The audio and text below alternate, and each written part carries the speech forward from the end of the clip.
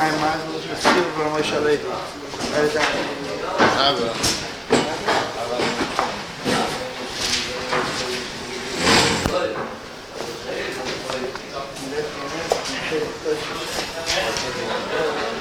I don't want to do it. So he kicked me out to pick him up this week. Yes. I get the system to close the house. I have to park 2.5 hours. There's no parking in the block. I didn't use my car. Tell me to walk.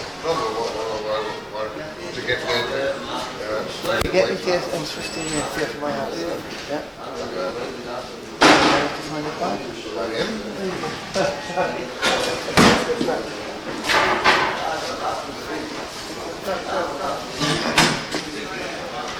Baruch Aboyim b'shem Irgun Shiur. I'd like to welcome everyone to today's shiur from Rabbi Yakov Zev Smith Shlita, the topic of Shemiras Haloshon and daily living. I'd like to give a big yesher kerach to Rabbi Chaim for sponsoring today's shiur. V'nishmas imoy v'shet Tzirol Basar Moshe Alev Elei Shalom. V'nishmas Tzirol B'tzor Chaim. And Hara Smith Shlita. What would you say to the following question? Someone calls you information about a shidduch. Tell me all the chasronos you know about that person. He thinks you dial a chasron and everything. And I'm telling you, I'm relying on you, you must tell me everything. Are you indeed mechuyev to say everything? Or consider this question, someone asked me, someone was talking badly about his business. Someone was bad-mouthing this person's business. How is he allowed to respond? What's he allowed to say? And a third question, a really interesting question. A girl confided with her mother about a certain problem she had. And she said, this is in confidence, don't tell Tati. Don't share with the father, between me and you. And the mother feels she can't deal with the problem effectively unless she tells them the father. Is the mother allowed to breach the confidence and tell the father the problem? So what comes to mind with these, and we'll soon see many other questions, is that famous concept of Lashon Hara l'toyeles, which seems to imply that in certain situations, not only you're allowed to say Lashon Hara, but there's an obligation to say Lashon Hara. Now, is that true? Is there really such a mitzvah? You know, people like to have a mitzvah to eat and a avera to learn, but this is really very enticing, a mitzvah to talk Lashon Hara. So the emphasis is, at first it can't be, because Lashon Hara is never justifiable. Imagine the following situation. Someone didn't have a job for many years, he finally got a job, and after a week or two the boss says, you know, you're not competitive enough. Now what does that mean, competitive? It means you're not verbal enough to talk bad about the competition, and you're not making sales. If you don't start being a little more competitive, which is a code word for Lashon Hara, you're fired. In other words, either talk Lashon Hara or you lose your job. Is a person allowed to say Lashon Hara to save his job? So the Chofetz Chaim in two places, in Lashon Hara Aleph Vav and in Hilchos Rechilas Aleph Vav, says no, you can't talk Lashon Hara, and if it means giving up your job and losing Kol Mamoinai, that's your obligation. I mean, the Cheshbon is Pashit. The Mechaber and Yeredeya Kuf Nun Zayin says the person has to be willing to give up Kol Mamoinai, not to be Oivan Alav. And the Goyin says even an Issa de Rabbanan. No, and how about to be Oiva on Lashon Hara? The Chofetz Chaim makes that cheshbon, it could be 17 lavin and 14 essen.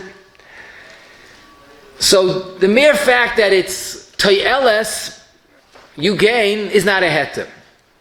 So what then, is there such a heter of Lashon Hara toyeles, and when does it apply? So Re'ezeh Pella, this concept of Lashon Hara toyeles is not a Gemara, it's not a Shulchan Aruch. The Heilige Chofetz Chaim was miyased and developed that special heter. Now this is something to point out. You know, the Chofetz Chaim, he championed his whole life Lashon Hara, Shemiras Haloshon, and he was mechadesh not only a heter to talk, but a mitzvah to talk, which proves to us what the Chofetz Chaim himself said. He didn't say chumras, he looked for the emes, and he guided us how to talk. But the Chofetz Chaim in Rechilas Tes Aleph develops this concept of Lashon Hara l'toyeles. Let me give you the case that he talks about. Someone's about to hire a worker, and you know that worker is dishonest. He's a ganef. I mean, he's officially an Erlich but he's dishonest. If the person hires that worker, his business will suffer. He's going to embezzle funds. So the Chafetz Chaim says not only that you're allowed to provide information if asked. If he says, tell me about this worker, you could say, stay away from him. But even you're allowed to volunteer information. You're allowed to offer unsolicited advice. Call up the person and say, I heard you want to hire so-and-so. Stay away, he's a ganef. How could that be? So the Chafetz Chaim quotes the Gemara Sanhedrin that darshan the pasuk lo yisameid al dam reyecha is if you see someone that is drowning or is being attacked, and you could save his life without any risk to your life, you're mechuyev to go out and save that person's life. Lo yisameid al dam reyecha. Don't stand by idly when someone is losing his life. Zok the Chafetz Chaim, the word damim often has two meanings. Damim means life, blood, life, and dam could also mean money. Damim tarti mashma. Maybe included in the pasuk leisamayid al dam reyecha is don't stand by when someone is about to lose money. If he's going to hire a worker who's dishonest, he's not in risk of his life, but he's losing money.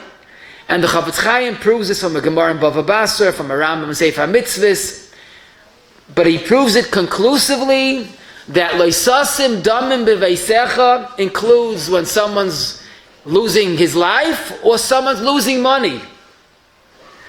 And he explains because the issa of lashon hara is a dibur hamazik, damaging talk. He quotes that from the Chinuch and Reish Lamed Zayin. The Rambam really says that in the end of Hilchos Deis. So lashon hara is dibur hamazik. If this dibur is not mazik, is not constructive, is not destructive, but it's constructive.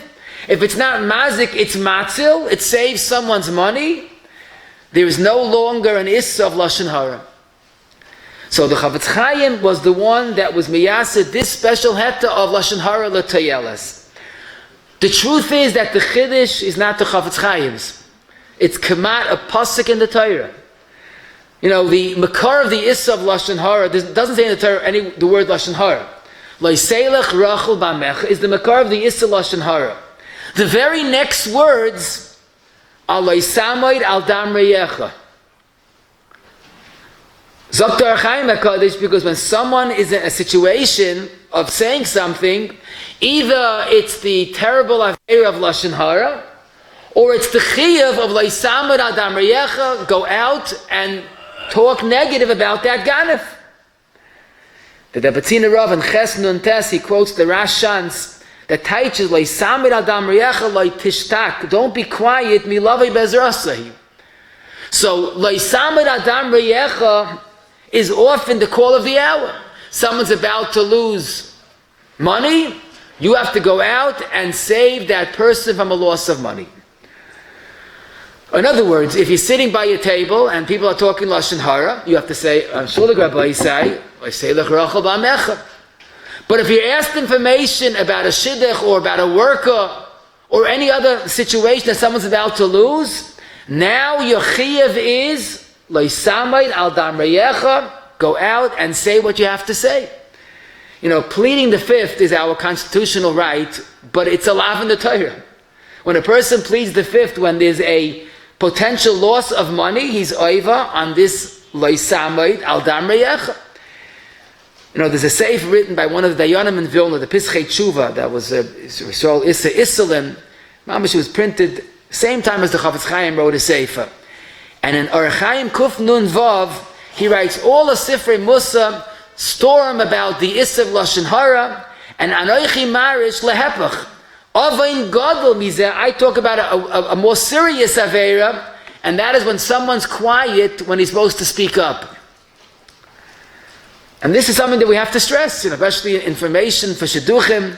People all of a sudden decide they can't say a word. I have a friend, he was married around 7 hours.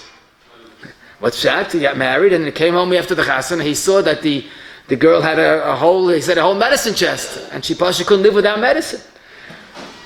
And no one told him. His friends didn't tell him. People that knew the girl, why not? Oh, I can't talk lashon hara. I once said this in the shia, and someone says, I was by a chasana that they were married 15 minutes. I said, what? So after the chuppah, the girl went back from the chuppah, she was crying, and she was nebuch so ill that she couldn't control herself. And it was a mekach tois meikar, I don't think they even needed a get. You hear these stories and you wonder, what are people thinking? Why don't you say the truth? They're not thinking. But that's like samayid al dam riyecha. If there's information, and we'll soon see when and why, but if there's information that has to be told, it's a mitzvah, it's a chiyuv. You could close your jacket, put on your garter, let's say, hin nimuchin and mezumah, the kind mitzvah deraisa of like samayid al dam riyecha. It's not lashon hara. Now we call it lashon hara l'toyeles, but that's inaccurate. Because in a situation that there's a chiyuv to talk, it's not lashon hara. It's like samayid al dam riyecha. But we can't call it lashon toiv l'toyeles. It doesn't sound right. So we call lashon hara toyeles. But in fact, when there's a heta or there's a chiyuv, it's not lashon hara. So our challenge today is to walk a tightrope. Mitzad echad leiselech rachel b'amecha. But very often it's like samayid al dam riyecha. So that's what we're going to do today, Be'ezus Hashem. And the Chavetz Chaim in two places gives us very clear guidelines, the parameters for when it's a chiyuv to talk. This is in lashon hara yud sif beis and in rechilas tes aleph. But let's start with the following question. You see someone that was parking a little recklessly, and he smashed into someone's car, but for some reason he must have forgot there's a Mishnah Bava Kama arba avos nazikim, and he took off. But you were quick to take down his license plate, and it's a firma yid that damaged the firma yid, and he didn't decide to make any payment. So the Chavetz Chaim says, when you see an avla, and something like this, someone was mazik, or someone's about to be mazik, whatever it is, you have to speak up.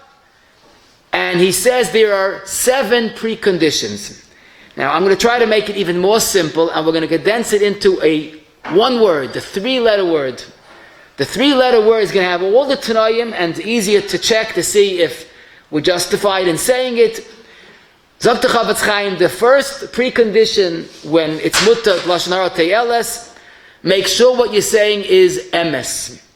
You heard this and that. Hearsay, rumors, mikvah talk, that's all meaningless. You have to know the exact story, the facts. It has to be what you know personally. Now Zok to Chavetz Chaim, if it's a vadai, chsaron, you're allowed to pass it on. So the first tanai is emes. The second one, Chavetz Chaim, is even if you saw the story personally, but do you know the facts behind the story? I'll tell you, I could say, not B'didei Aviyovda, but a friend of mine, B'didei Aviyovda, a wonderful, wonderful person, and he once learned the whole Thursday night into Friday morning, and he davened Shachris, and at the end of Shachris, he was so fatigued that he collapsed, he fainted. Really, actually, he fell asleep. And people started rumors that he's not well, he has epilepsy, this or that, and for 7 years, he couldn't find the shidduch. He's a sick boy, and there's nothing wrong with him. Some people daven when they're sleeping, they could stay standing. But he couldn't do that, and he fell asleep. So people say, I saw it, I could swear I saw it, he fell mamish, he collapsed in the middle of davening, he must be sick. Are you a doctor? So even if you know the story, you saw it, not hearsay, facts. So the second tanai is you have to know the facts behind the story. So we have 2 tanayim, it's all about emes. The third is, since the heta is toyeles, you want to make sure that this person, if he's a ganef and he's going to work, he's going to cheat, it might be kedai, first go to that person, say, listen, I happen to know, that you're into no good things, you better stop this, or else I'm going to tell the boss. So if you could go to the victim, to the perpetrator straight and say, listen, I know that you're not erlich, and I'm going to have to tell the boss, I'm going to give you a trial basis of a week, see how you do it. Okay, very often this is not practical, but if you know or the person that dented someone else's car, so you call him up and say, listen, I have your license plate, I saw you dent another Yid's car, you drove off, I'm sure you're willing to pay, but if he doesn't hear from you, I'm going to have to give you over his name. In other words, the heta is toyeles. If you could achieve the toyeles without saying lashon hara, that's much better. The fourth preconditions of the Heilige Chavetz Chaim, don't exaggerate the avla. And this is really a form of emes. And this I can't tell you enough. I think we all know this, whoever has shidduchim or children of shidduchim. When it comes to a shidduch, a word makes all the difference. Or better yet, akulam mitana, like the Welt says, kiba apam hargu ish. Say someone's very quiet. Very quiet, and no one's very quiet.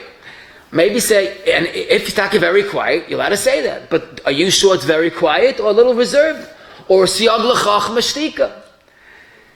It's something, it passes a person. Rabbi Grada once told me, he says, people, complain, the girl's too quiet. And no one came to me after they're married, the girl is too quiet.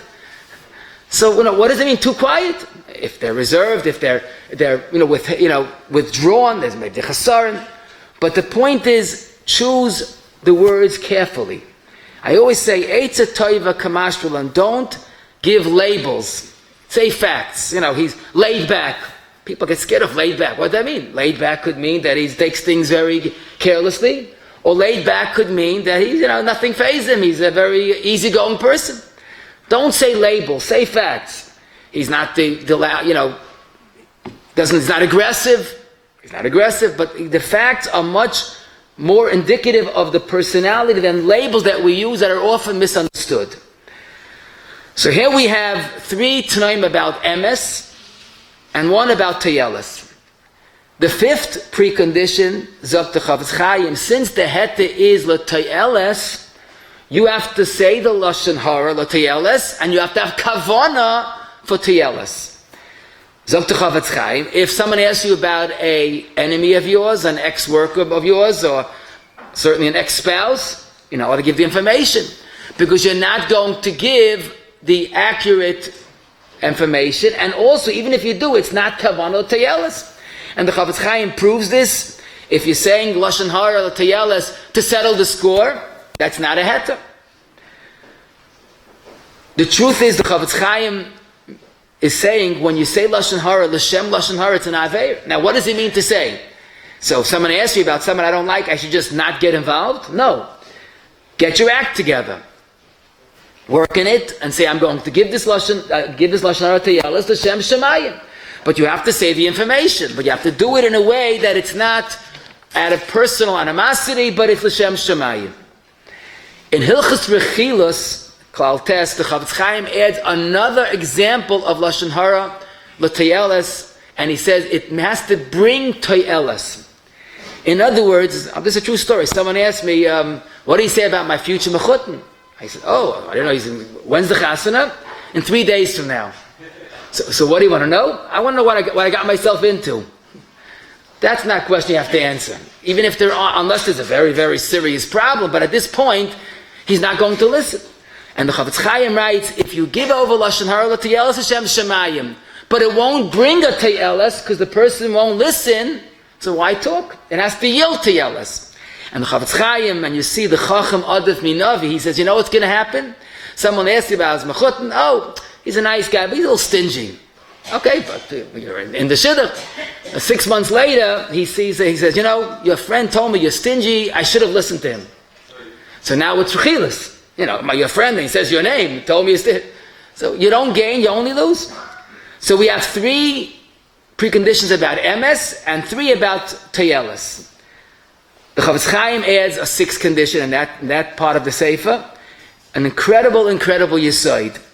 He says, since the hete is tayelis, you're trying to stop the shidduch because there's a terrible chasaron with one of them, or you're trying to stop him hiring that worker. If you could accomplish that goal, that tayelis, without saying lashon hara, that's what you have to do. Dahainu. Someone asks you about a boy, and the boy is no good. There's real chasronis atzumais.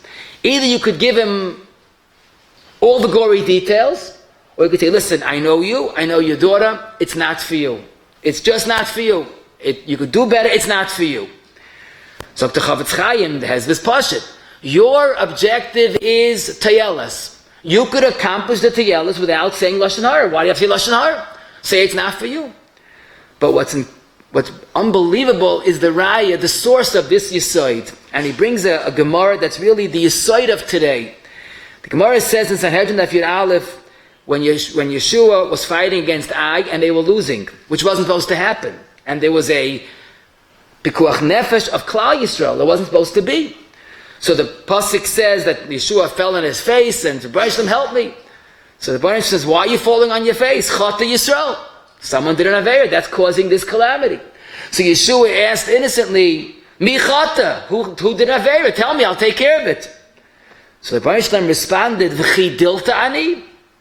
But Rashi, am I a Baal Lashon Hara? Lei chatel goyrales. Go out and make lots, and you'll figure out the identity of the Baal Avera. And they Taka did it, and it was Achan who did terrible Averas. They eliminated Achan, and they won the war. Frag the Heilige Chafetz Chaim. You're talking about Achan, a Baal Avera, l'chol adeyis. You're talking about, he was a Roidiv of Klal Yisrael, Pekuach Nefesh of Klal Yisrael. You're talking about the purest of Tayeles, L'Shem Shemayim, the Rebbeinu Shloim and Yeshua.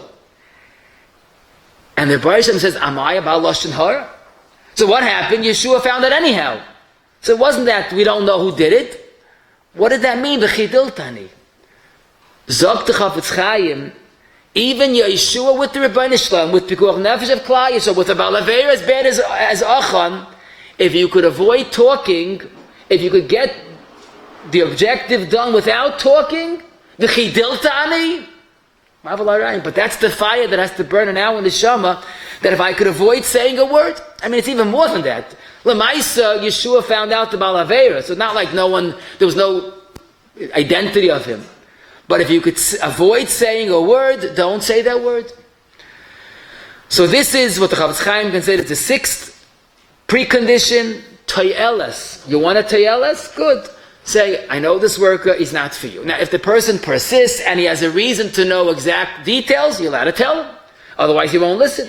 But generally, if you say it sincerely, listen, I know the story, and believe me, I just don't want to talk, it's not for you. That is the precondition of Tayeles. And the last precondition, the Chafetz Chaim has this, the seventh of his Tanoim, is you can't be mazik more than you're supposed to. In other words, you see a worker that's coming late, and it's takan avla. The boss will hear that and will overreact and fire him. Now, that's not right. What you should do is first go over to the worker and say, listen, I see you coming late, I can't be quiet, I have to tell the boss. If it doesn't help, you could tell the boss, but the punishment has to fit the crime. If the person overreacts and is mazik the other person more than he should, so think about it, they only had this tayeles, and here it's an imbalanced tayeles.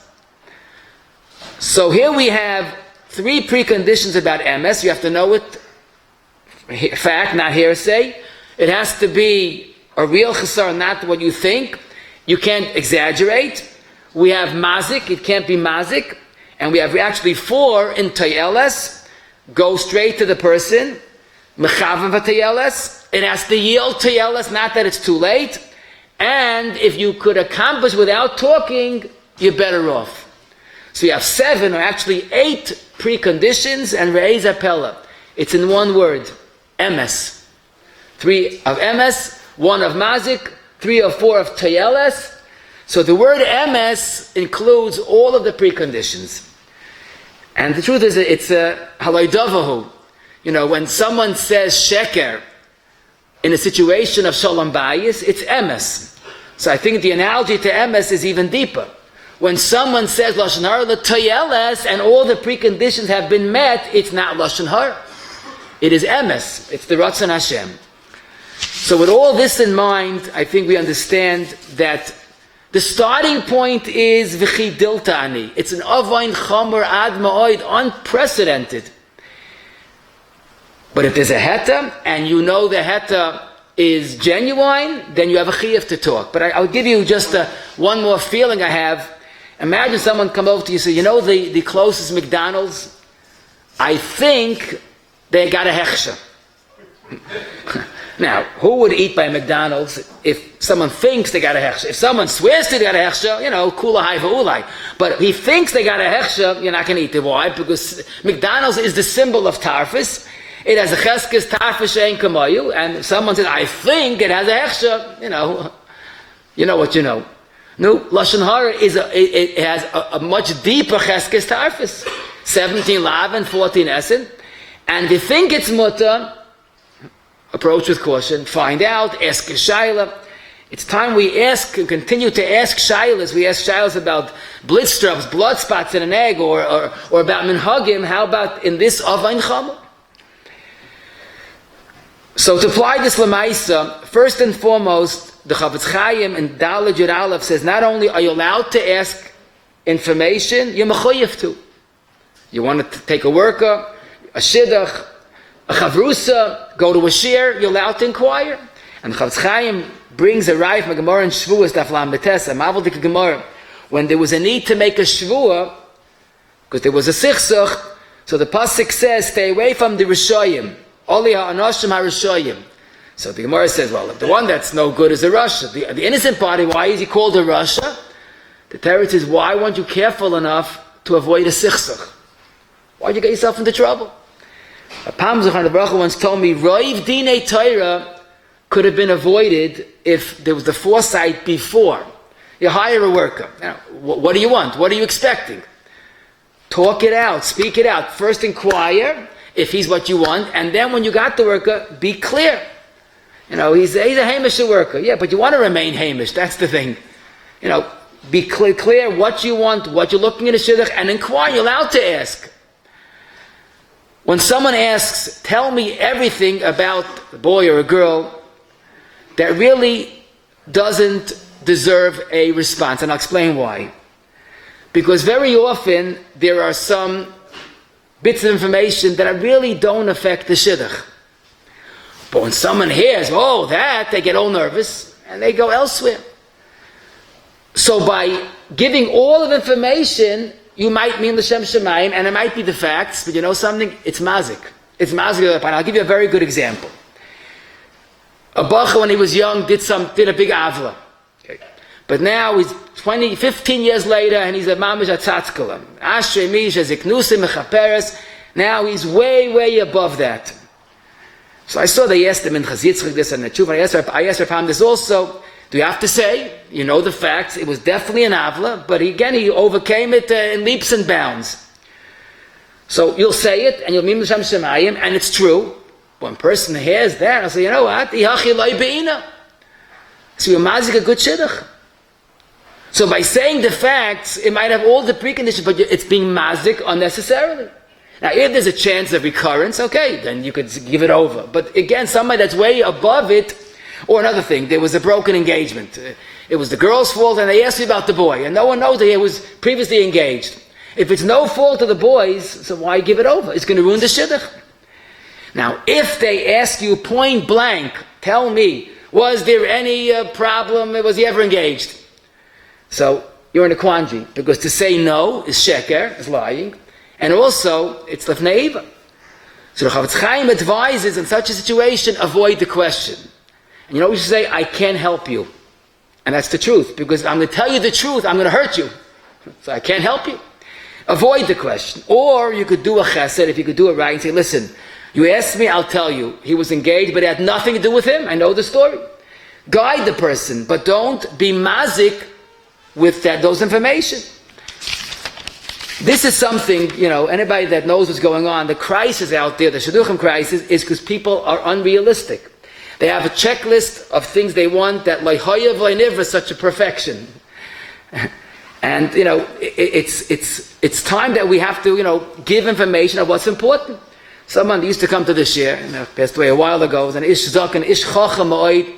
He said his wife confided with him after 25 years of being married, that when she decided to go into shidduchim, she made a checklist. There was negotiables and non-negotiables. And some things that she will not relent, she will not yield, and some things that if you don't have it is good. So she told him, you had all the non-negotiables, and you failed all the negotiables. But Baruch Hashem, she was very happily married. Because, there's no one that's perfect. It's a very practical way of looking at things. If we want children to get married, we have to have our list of negotiables and non-negotiables. The point is, the fact that it's about a shidduch is not the easy path to say all. Again, I'm not we're not dial, a chsaron or a chsaron dispenser. And giving all information only confuses matter. And that's the truth. What you could ask is, tell me anything about the boy or girl that might affect the marriage, the stability of the marriage, the shalom bayis. But, it's something that a person has to realize when you have more negotiables that mean something, it becomes harder to find the right shidduch. And also, try to think what the other person really needs. You know, someone once asked me, he wants a top boy. Okay, how do you define top boy? You know, he's a little worldly. I said, okay, fine, top boy, fine. What else? I couldn't make this up. I can drain with the finger in business. In other words, he's a ganef, but he's a lamdan, so he's a, you know. So top boy is a worldly ganef. Okay, nice to meet you. But the truth is, you know, it's all about knowing what the other person needs. And then, you know, the information that you give, you know, sometimes just confuses them. This story, I read this story in the Choshev Sefer. Someone came to Rashiva. Is this Bacha Matsuyin? He goes, yes, he's a Matsuyin. So when the person left, another Rebbe asked the Rashiva, I know the Bacha, he's not a Matsuyin. He goes, you know, I know that person, I know his daughter. They can't deal with a Matsuyin. He's too intense. They want people should say he's a Matsuyin. No, I said he's a Matsuyin. Very good chachma, but it's the truth. Someone once asked, I couldn't make this up, about a mechutin, how he serves the dips by the Shabbos Suda. I said, you know, if you ask me, you should ask how many archim enjoy the dips, not how he serves the dips. Is it in the original container? Is it in a delegate? Again, if you're holding by shidduch and one of the non-negotiables how he serves the dips, then we're going to have a crisis. Now, sometimes a person says, I'm relying on you, tell me everything and everything and everything. Okay, he's relying on you, and he's relying on you to give information that's Toradic. And this is basically the information that you have to give, what will affect the shidduch. Even a suffix you're allowed to give over Torah suffix, but not everything that just confuses matters. I'll give you an edel mashal, but a tremendous insight. You are privy to a boy who was your next door neighbor. When he was 2 years old, he had a tumor, and it was removed. Now it's 20 plus years later, and he has a clean slate, bill of health. He's as healthy as the rest of us. You know, there's no chance of recurrence. I mean, the Bereshit knows, you know, who, what, when, but as far as our doctor is concerned, he's perfect health. So many Rabbanim will say, and you know this, and no one, and the other person doesn't know this because it's a story 20 plus years ago. So the psak will be let them meet. Now again, you know, meet Chassidim meet once, by in the yeshiva world meet a few times until it looks close, and then you should provide the information. Now right away you wonder, what about Genei Vazdas, Mekach Tois? It is a chasar. How could why wait? You know. So the truth is, this idea, I want to mention this because I think this is important to mention, that let them meet, and if it's negeya, I'll look into it. That's wrong. You know, parents today are too busy to look into things, so let them meet, and then if it's good, I'll look into it. Besides the lack of tznias, that a boy and girl should just meet, and then I'll see if it's negeya, it could cause problems. These eyes saw a mother and a father, mother, and a girl crying to me that they met a few times, and then they decided to look into it, and they realized there wasn't a havamina. How do you do that? How do you do that to people? Take them for a ride, take a girl many times. It's takanavla. Or worse yet, again, I saw this. They once met, and it was a good shidduch. Then the parents woke up. They found time to look into the child's shidduch. You know, people are too busy for that. And they realized they're not letting it. They're not letting it. The mechut, and this is. And the boy said, you know, too bad. I'm doing it anyhow. And it started a terrible machlokes in a family. What do you expect? You know, the boy and girl meet and everything goes good, and you decide that there's something that mikara you wouldn't have let. So where were you till now? I saw a letter from Rabbi Chanan Wasserman. He writes that the boy and girl should not meet until, as far as you're concerned, it's a perfect shidduch. You have to give the okay that just a question of chemistry, but all the information should be clarified before they meet. Now that's challenging, I know, because people are busy, but you have to have time for what's important. To let boy and girl meet, and we'll work it out when we get there, is a recipe for disaster. But Lamaisa Rav Moshe in Archaim Daled Kuf Yud Ches and Even Ezer Daled Lamed Beis, in very sensitive chesronis, he does recommend let them meet a few times, and then you could say the problem that you know about. Rabbi Shlomo Zalman in Chikum Amtak and Beis Kuf Lamed Hey also says this. Now, what's the pshat? If it's a chesaron, why let them meet? So there's a tremendous insight into the mechanics of shidduchim. Everybody has chesronos. Ein tzadik b'aretz asher yaser tov. In a shidduch, we have to look at the big picture. There are ma'alos and there are chesronos. When you buy a suit, you have a right to want a perfect suit. If someone sells you a suit, there's a little chesaron, mekach tois. And you're right, you want a perfect suit. In a shidduch, there's no perfect shidduch. You go out, you meet, or go out, or go in, whatever you do, it's not negeya. But you meet and you see gewaltige ma'alos. It's a perfect husband. Then you hear part of the big picture. When he was 2 years old, he had a growth. Okay, but he's perfectly healthy. Had you heard that originally, you would never consider it. Let me start with something that's perfect. But now you see that's the chesaron. Halavai, that's the only chesaron. When a person hears it right away, he won't even look into it. When he starts and sees the ma'alos, then it's a perfect shidduch. That's why it's not a mekach tois. And that's why meeting sometimes is really a good insight into the true quality of a person. I know parents, they're smart people. They told their son to meet a girl who was 2 years older than him. Now today you say, Rahman al-Islam, the age problem, which is like so exaggerated. And they didn't tell their son until he's about to get engaged. And today they're happily married. Pam once told me, he says, what's 2 years that she's older in a sea of many, many happy years? Well, this couple are in the sea of many happy years because the parents had the foresight to let the boy see the girl without the quote, the chesaron, and they live happily ever after. So therefore, it is a service, not a disservice, to conceal some information that really has no impact on the marriage, but would be a torpedo for the whole shidduch. Let them meet. They have the big picture, and then, that chesaron is pretty minor compared to the ma'alos. Why don't you conceal the information entirely? So that granted the Sefer Chassidim and Tov Kuv Zayin. He says you shouldn't conceal a mum because people wake up when they find out and say mekach tois. Now he's talking about a real chesaron. But it's just not practical to have a chesaron that you know and never tell the other person until they find out. They'll be resentful about you, about the mechut, and how could you not tell me?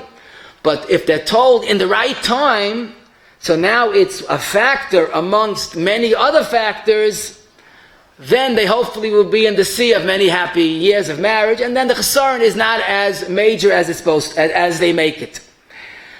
If you want to see an even much bigger chiddush, the Stipler in Kilas Yakov, in the New Prince Yavamas Mem Dalid, has a much more serious chesaron, ayin sham. And if you're going to speak about the chesaron, the boy will never get married. So the Stipler also says, don't say the chesaron.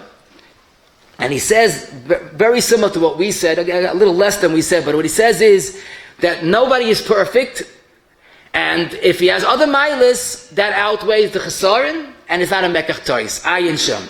But what we're saying is more easy to understand. The chesaron is just something that sounds worse than it is, but if you know medically there is no chance of recurrence, and it's just a fact that scares people off, some people hear a word, they don't know what it means, but they right away passel it, machla, forget, because they're scared. But once you know that it's under control, keep it quiet until they meet, until they're pretty close, and then it's their decision. If you, and this is another eitzah tova, if you know of a person that has a certain issue, and you were given as a reference, so eitzah tova, find out in advance. Call the Rav, tell him the story as it is, and let the Rav advise you what to say. Because when someone calls you and you start stuttering and stammering, it's a giveaway. Call in advance and make sure that you know what to say. Rav once told me, he said this in a shiur once, and a while later, he says, and he told the people that if you have a problem, just say, I can't talk to the baby's crying, I'll call you back. So a while later, he met one of the Balabat, and the Baal said, oh, Rav, you got me into trouble. So he goes, what did I do? He goes, I followed your advice. Someone asked information. I said, the baby's crying, I can't talk to you. So the caller says, Yossi, you married off your children 10 years ago. What baby's crying? So you have to use a valid excuse, not something narish, but you have to have your nusach ready, al pitoira, that would be your response. Someone once asked a shayla, about a certain chasaron, and we both agreed that the chasaron would not impact the happiness of their marriage. I said, you really can't say the information. So the person said, but if it would be my daughter, and he's asked about a boy, if it would be my daughter, I would want to know this information. I said, you're right. But if the boy would be your boy, would you want everybody to know that information that will ruin every shidduch he has? Now that's really the crux of the issue. We as information providers have two lives. There's a boy and there's a girl. And we have to make a decision. Who's wrong and who's right? Now, lav dafka wrong, but who has the chasaron, who doesn't have a chasaron? But if it's not a real chasaron, you're going to ruin a shidduch unnecessarily. Ma'ul mahai, mihai. There's two lives and we have to juggle both. If it's a real chasaron, you have to say.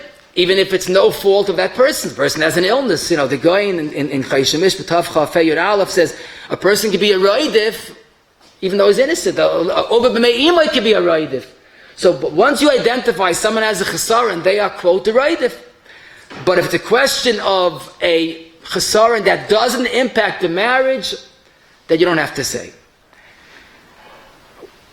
Sometimes we try to get information, and basically we can't get anywhere. Because, people don't give us the time of the day. If I send the Rav, the Rosh Hashiva, to ask information, he'll get a better picture. Can I send a shliach to find that information for me? So this is mamash our sugya. Because, Lamaisa, if I could get the information myself, why get the Rav involved? Why get another pair of ears hearing Lashon Hara? So generally, lo yadei shaliach. But if you can't get anywhere, and the Rav, the other chashuv person, will get better information, and that's te'eles, and that in fact is mutter. The same that we spoke applies to a worker, to a chavrusa. You're inquiring about a chavrusa, about a worker. You should inquire, you're allowed to inquire. And basically the person should respond with the seven or eight preconditions, the MS preconditions. In fact, the Chavetz Chaim says, even if no one asks you, if you see that a worker is dishonest, either you should first warn him. If it doesn't help, you go directly, you volunteer that information. If Lamaisa, the boss will overreact and the punishment will not fit the crime, then that's mazik, you're not allowed to do it. But generally people do things correctly, and you're allowed to give the information. Someone once told me, if it's a close relative of yours, you're allowed to give any information. Why? Mipsarcha loy tesalim. Now that was a chiddush to me, because if it's wrong to give information, what's the heta? Chavetz Chaim writes, you're not allowed to talk lashon hara to your closest family members. No heta of lashon hara for a family. So I found the source, but I think it's misquoted. Imagine the following case, a beautiful insight into the whole dynamics of te'eles. Someone tells you, I'm going to the store to buy a set of mishnayos. It's a very good price, $150 for the mishnayos. Most stores charge $160, but this is a good price. Okay? You happen to know that there's a store not far that has a wilde sale, a wild sale. Same mishnayos, $120. Promotion sale. Can you tell this person, $150 is good, but you want to get a wilde bargain, go there. So from the Chavetz Chaim, you're looking Rechilas Tes Chav Zayin. From the Chavetz Chaim is Kemat Mefurish, you can't say anything. If the store is overcharging, you have to say, because it's wrong to overcharge. If the person asks you point blank, where could I get the best price, you have to say. But if he's going to the store and he's happily buying at a fair price, you know of a sale price, you can't tell him, don't buy there, go to the sale price. Teretz is very pashut. You're going to save your friend money, but you're going to make the storekeeper lose a fair price, a fair sale. You have two lives, there are two people. Why are you favoring him over him? Picture this. You tell your friend, don't go to that store, go to this, you save $30. He goes home at night, Moli Simcha, he tells his wife, I saved $30. At the same moment, the storekeeper comes home and tells his wife, I have no supper tonight, I didn't make a sale. Someone's about to buy my mishnayos. I heard someone tell him, go there. Someone's losing $30, or Meniyas Revach $30. My chazir dam medidach sumek. In such a case where it's not lashon hara, it's a dibur hamazik, because the question is who the preference, So I saw in the Sefer, in the Shemiras Chaim, on the Tav Chav Ches, he brings 2 Gemaras that in some cases you're allowed to advise someone, Mipsarcha loy tisalem. This is a Gemara in Ksubas Daf Peivav, a story about Rab Nachman, in Ksubas Nun Beis Mebeis Rab Yochanan, where a situation that you're giving advice to your relative, b'makom shechav la'acherim, again, you're not doing wrong. You're advising someone to do a certain procedure that will save them money and affect someone else. So that dimyan I could understand, because it's not lashon hara. It's just a question of my omahai mihai, and I decided that the pasuk says mipsarcha loy tisalem. I have to show priority to my relative. But in a lashon hara, a real lashon hara situation, there's no heter to tell lashon hara to a relative if it's not justifiable. Question: someone either asks you or tells you, I'm going to a certain speech, shiur, you want to come along, and you don't enjoy that speaker. Are you allowed to say, I'm not going, or I advise you not to go because of the problem that you have with that speaker? So the chayre here, if there's a problem with the speaker, the person doesn't say erlich hashkafa, then I've you're allowed to say something. That's tayelis. In fact, the Gemara in Bava Basra, a very, very mysterious Gemara, Abaye says, I was the one that caused Rav Ada his einish, because Rav Ada said that why are you chewing the bones of Abaye shiur? Go to the Basa Shamein of Rava shiur. So it seems that this was only an avla because of the cover of Abaye, but it wasn't lashon hara. Why not? Because if Taka, Rava had a better shiur, you could tell someone, why are you going to that shiur? There's a much better shiur. It's better off for you. That's tayelis. That's kavanah l'shem shemayim. So with all the preconditions, you could advise someone, don't go to that shiur. It's something wrong with it, or he doesn't cover enough ground. That one's better for you. Tayelis is fine. But the Chavetz Chaim does say, and this is an important point to mention when you're talking about tayelis, make sure that it's not a subjective taste that you have. You rather like teichen. You don't like stories and jokes. You like teichen. So for him, it's shallow. The other person falls asleep from teichen. He needs something stimulating. But Chavetz Chaim says what's not good for you is good for the other person. So if you know his needs and it doesn't conform with his needs, then you're allowed to say. But the point is just to passel on because of your preference. Make sure it's an objective chasara, not a subjective chasara. I should also mention, and this is important, talking about a mashpia, a rav, a rosh yeshiva, is a terrible aveira. You break off the hashpah the person could get. You could say a word about a certain mashpia and the person loses his connection.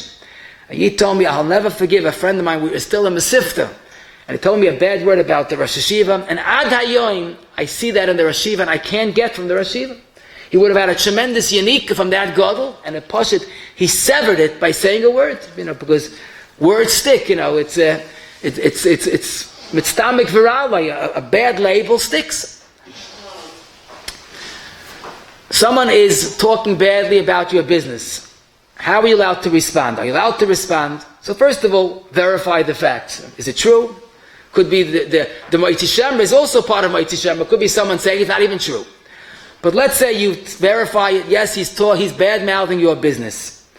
So Agav, the best eights is listen to what he's saying.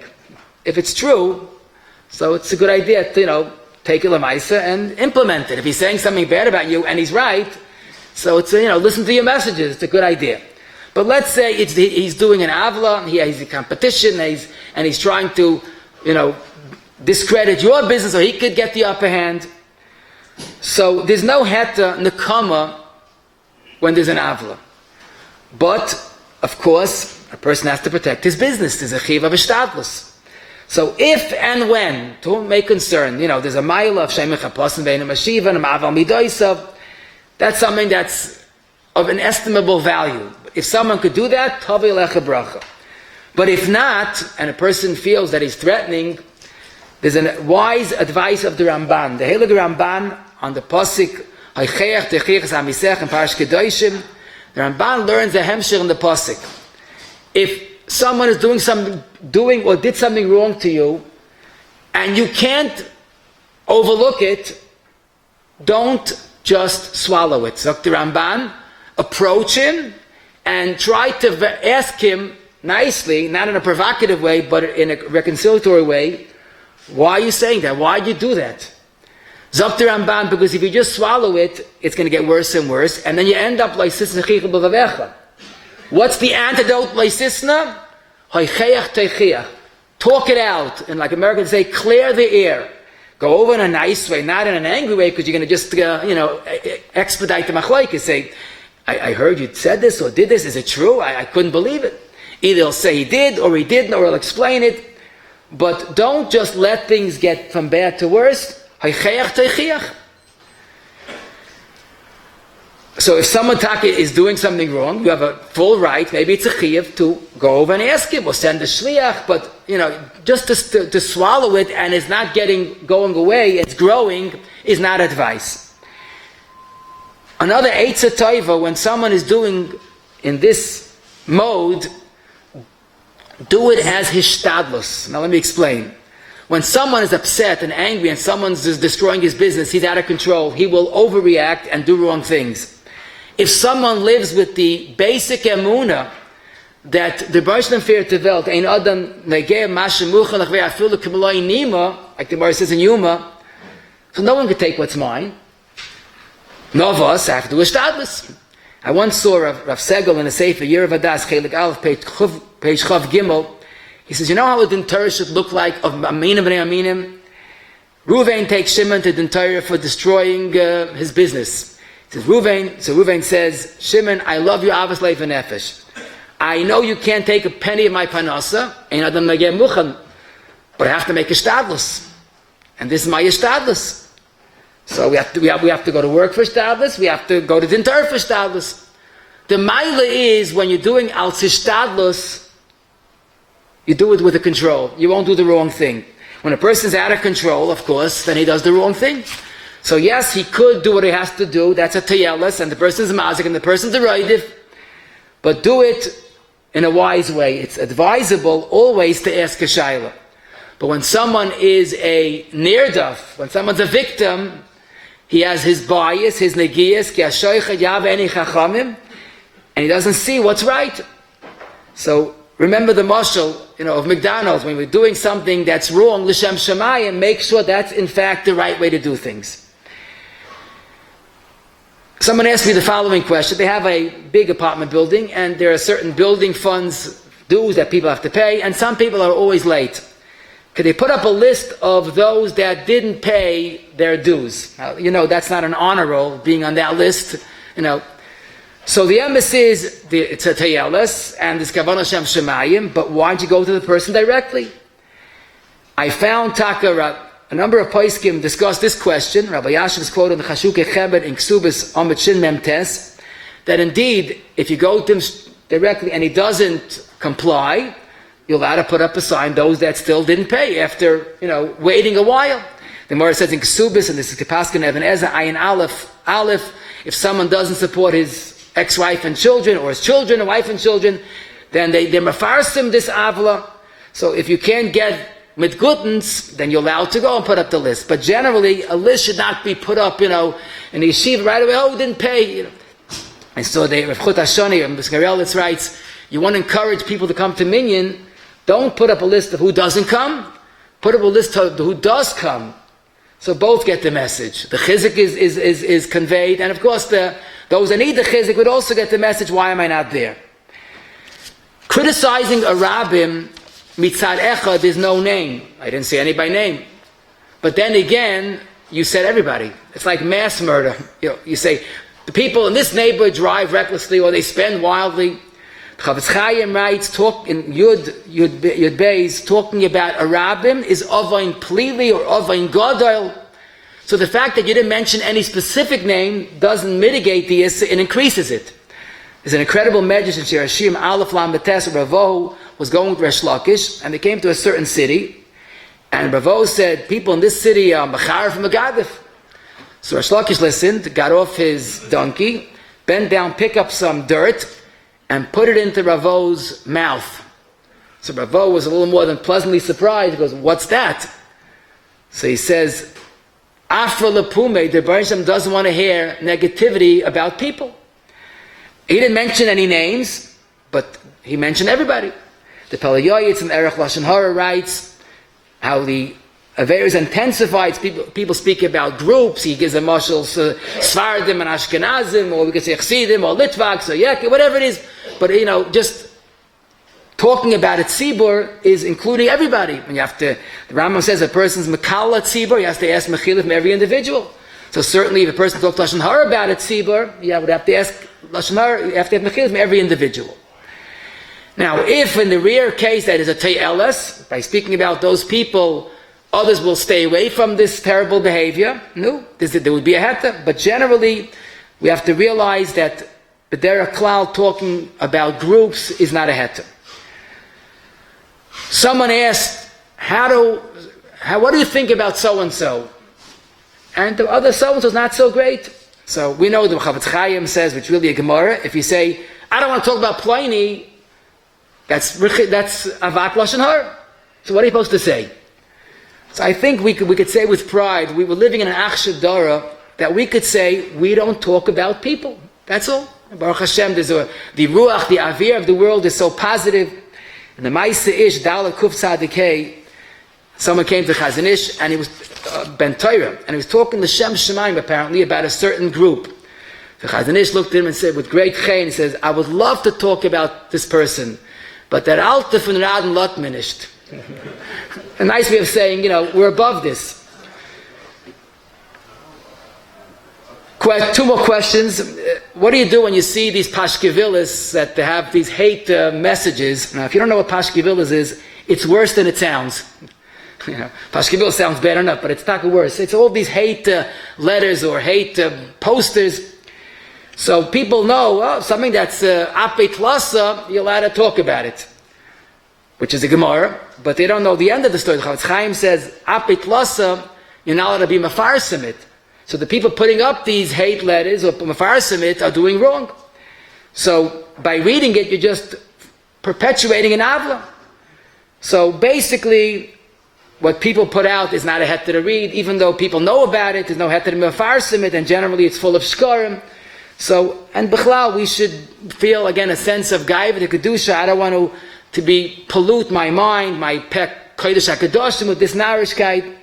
If a bezdin puts out a סירוב and it's a reputable bezdin and they're trying to get some public support and they need the leverage and people have to get involved and you will get involved, you're an askin, you're a rav, so it's a tiyelos. But stam reading letters that have no bearing on anything is something that really just lacks from our Shemiras Haloshon. And Achron Chav, I think a very challenging question that we began with, a daughter told the mother something in confidence, don't tell Tati. But the mother needs the father's help. So this is something that is sacred by Yidden.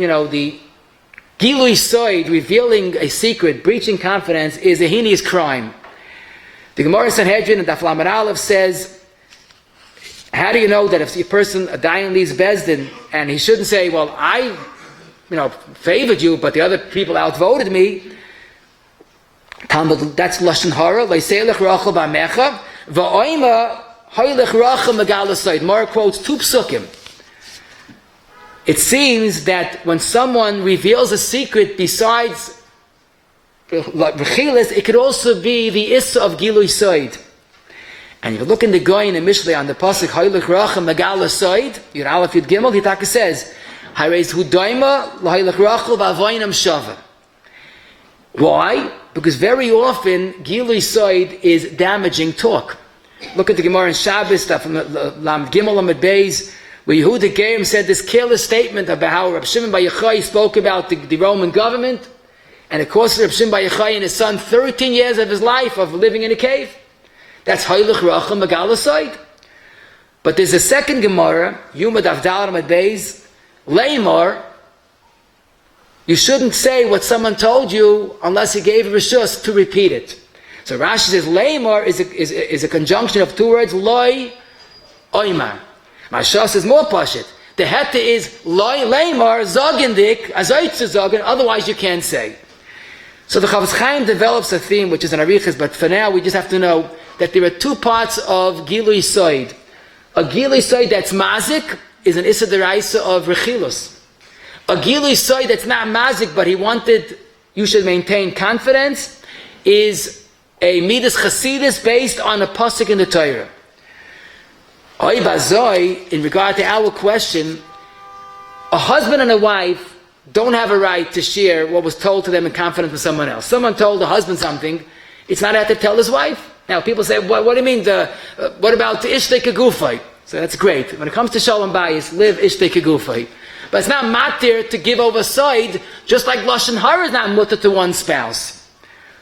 But when it comes to something that let's say in this case the mother can't handle it, and it poses a danger to the daughter or to anybody, or any situation you were told something in confidence, a person told you that he has problems, and now he's obtaining a shidduch, and you're breaching his confidence by saying it.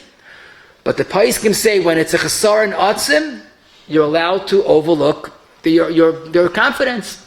The Tzitz Eliezer and Tezai and Dalet says even though a doctor swears there's a physician's oath not to reveal medical information, but if he knows of someone that is getting married and she can have children, he's mechuyev to give over that information. So the point is, Gilui Soid is a terrible thing. But if there's a justifiable Tayeles, a Chasar and Atzim, you're mechuyev to. And the Hezb is Pashit. Lashon Hara is mutter for Tayeles, and so too is Hailach Rachel. Otherwise we should live lives of Shemiras Haloshon. Thank you very much, Rabbi Smith, for the wonderful shir. Today's shir is Nidvasi the Daner Chaim Meisels Lenishmas Imoy Tzirubas Rabbi Moshe Halevi Elai Shalom. Rabbi Isai, before we say Kaddish, our Besmedish made today a very, very important appeal. Vitebske Kehila didn't have a shul or Yiddishkeit for many, many years. And Baruch Hashem, we have the Manal here in Vitebsk. Nobody knows about it yet, but people are starting to find out about it. They make brisin, they're working on a mikveh now, they have a Sunday program, they're trying to open now a koilel. We have the Manal here that came here. Let's give him the right chizik that when he goes back to Vitebsk every day trying to makar in the community, to know that he has brothers here in America that really, really care for them. You can make a checks to Congregation Besan in the name of the shul, or there's a credit card machine. You have a very big mitzvah, and the Heilige Stadt Vitebsk to start again Yiddishkeit and mechazik our brothers in Vitebsk. Adinoi chofes l'man tzidko yagdol Torah v'yad Kaddish. Amen.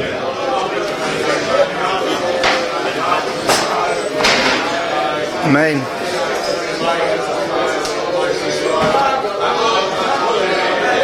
Amen. Hey, Shmei, Rabbi Mavora.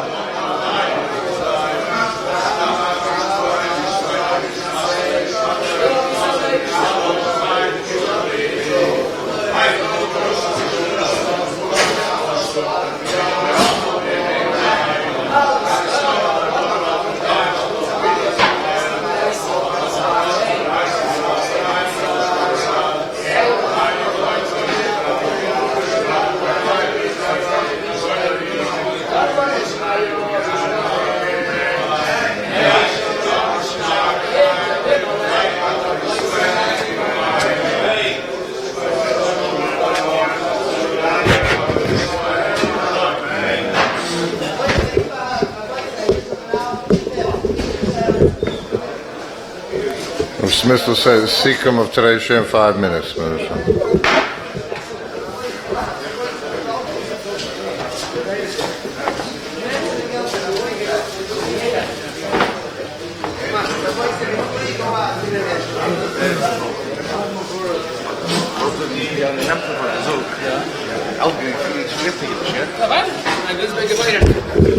The Sikkim in a few minutes. Rabbi said, please, before you go out, have a chelik in this big mitzvah. Checks made Congregation Besan. Tiskra mitzvahs. I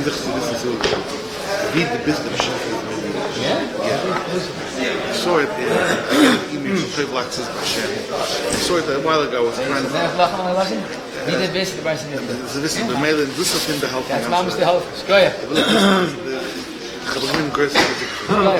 Rabbi, you have a credit card machine, please. Go ahead.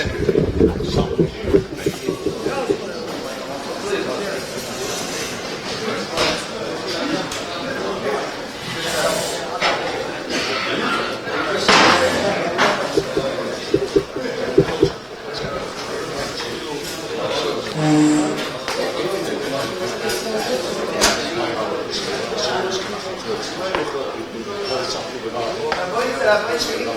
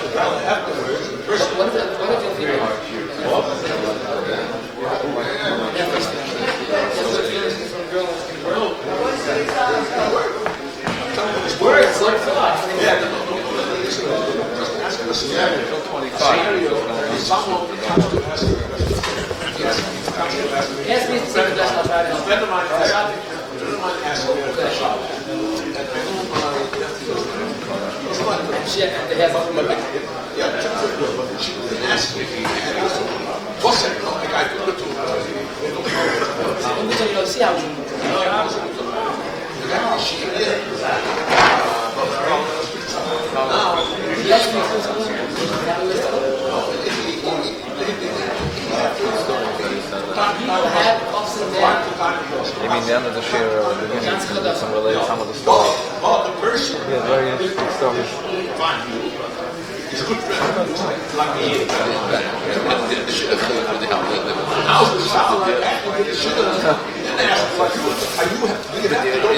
are a lot of crazy stories. A lot of crazy stories out there. Right, that's why a lot of shidduch that don't go because it's crazy. If someone knows about Exodus, I like to say devotion, not devotion. It's like that we do requirements, devotion, not devotion. There's 10 years and they have finished to learn it from this guy. I don't think you would never be a shidduch. I'm just telling you, this is the situation full after the shidduch. Since they didn't ask me, sir. Okay. It's very rare that he has been still also. If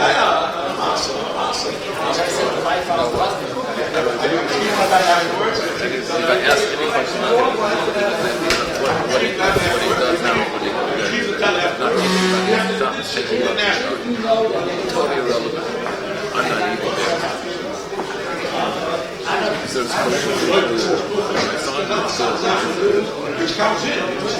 my son moved out here, If they would have asked me before, that's why I said it makes the shit price much the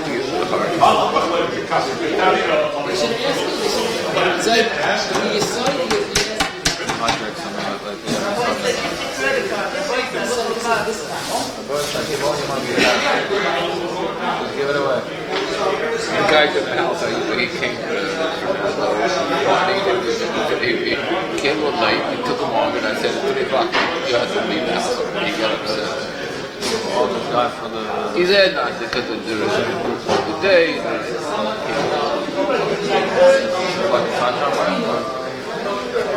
By then, he came to the block. 3 o'clock in the day.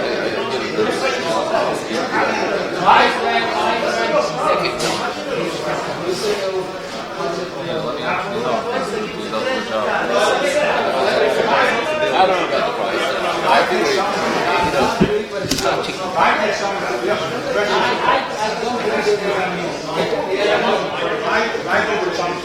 There's 2 workers in here. I decided to do something I was thinking, I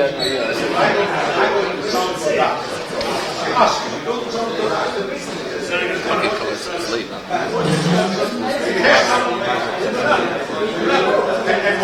you hear someone do shidduch, you will know that person. You know, you took the thing, someone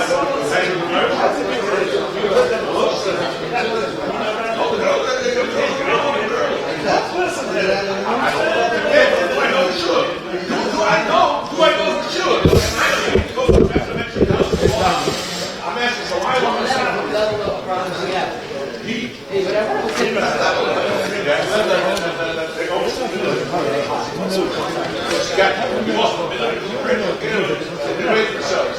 I'll tell you a master. I'm also about this, and the doctor said,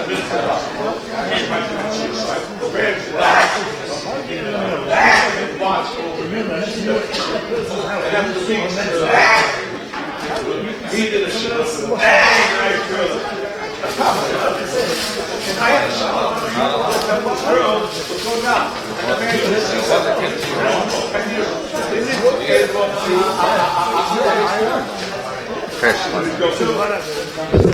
Boyso, Sikkim, please find your seats. Boyso, Sikkim. I'm trying to say it nicely. Shemiras Haloshon. I'm saying it nicely. I'm asking nicely. Shemiras Haloshon. Sikkim of today's share. Some Ashton Mal, some Satan Mal, some Sikkim of find your seats. Thank you. Now we got your attention. Sikkim of today's share. Please find your seats. Thank you. I'm going to turn it on for a second. Very excited. You're going to get smart. I always have to tell the tape.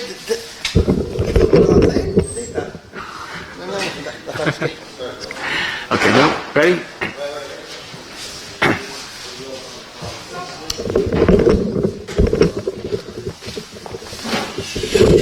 Sikkim of today's share. There's no doubt about it that Lashon Hara is an unusual issa. A person has to give up kol mamayne. It's the multitude of lav and an essence, 17 and 14.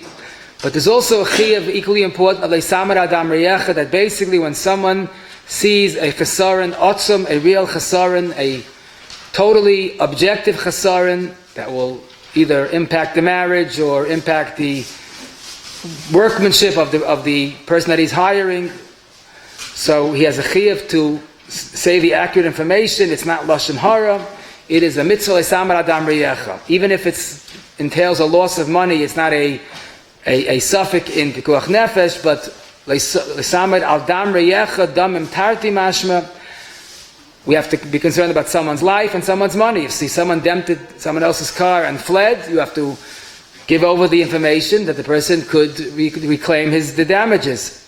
But we said there are 7 preconditions, and we found it a remez in the word emes. 3 about emes. It has to be what you know, not hearsay. It has to be a right understanding of the problem, not just your speculation. It has to be the facts. And also, it should not be exaggeration. You have to try to accomplish it without saying the lashon hara. Say it's not for you, it's not a good shidduch. Try to go straight to the perpetrator.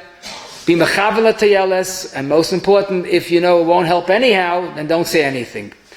And the last is the mazik. If you're mazik more than you're supposed to, then there's no heta, because now you are mazik instead of being matzel. And that spells emes, 3 of emes. We had 3 or 4 of tayeles and mazik. But the words v'chidilterni has to be the guiding force that really gives us clarity. A yid is not about lashon hara. If need be, he is b'mekayim leisamer adam riyecha. There's a chiyuv to inquire, whether it's about a shidduch or about a worker or about a chavrusa or about a shiur, whatever it is, about a tenant, is certainly a chiyuv to find out, to make sure you don't get into problems later. But halavai, the system should work. People should give accurate information. People should ask properly and ask the right questions. You're allowed to find out vital information, but all these distractions about things that are not important, what we call the negotiables, should be put to the side. The facts should be told, not labels, not you're uptight to the person, but say what the person is, how much he learns, not big masbid, small masbid, he learns this amount of hours, he is involved, and this way a person gets the more accurate picture. Past history that has no bearing on the future should not be disclosed. If they press and they want to know everything, so you should try to avoid the question, but if it doesn't have any bearing on the marriage or on the relationship, it really is irrelevant. At times you could tell the boy and girl to meet until they see its potential, and then you should give over the information so it's taken in the right perspective. The Yisayid is there are 2 lives, and we have to decide who's the raidif, quote unquote, and who's the nirdif. But it's not that we could favor one over the other. We have to do what's right. You're allowed to use a third party to inquire on your behalf if you can't achieve the same results. Very often, no one talks to you, but a prominent person, they will give more accurate information. That's considered a tayeles. You should find out about a worker, chavrusa, etc. But again, do it right. There is a heta mipsarcha loy tesalam only in a limited case when it's not a real Lashon Hara. It's just a question of priority, and this gives us a sense of priority. A drasha is often subjective, and it's wrong to say it's no good. You could say, I don't like it, it's not my taste, but you better give over what the drasha is than your feelings of how it's not to your taste. If someone's bad-mouthing your business, you're allowed to respond. You should approach the person, either you or a shliach, find out what's the story, and take it as an ishtadlus effort, not as someone out of control. Then you certainly do the right thing. A list of those that didn't pay or that are delinquent in this or that is Lashon Hara. It's unnecessary. You could do it by approaching the person directly. Talking about a Rabbim is more severe than a Yachid. If someone asks you what do you say about that person, let's say with pride, we don't talk about people, and that's not even Avak Lashon Hara. Pashkevilas and all these hate letters should be discarded. And Gilui Side is either an Issa Deraisa of Rechilis or it's a Midas Chasidus when it doesn't affect anybody. But both should be honored unless there's a real TLS, then you could overlook the confidentiality that you have given.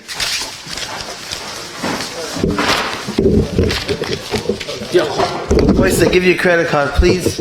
He's standing over there near the door. Help out Vitebs grow. Thank you so very much. She was treated. The doctor said she's cured and she can have shidduch. I thought it was not shidduch. So I said, I rather than skin shidduch. I think the father who also had cancer, he's not alive. Said, went to the Chaim, whether they should tell.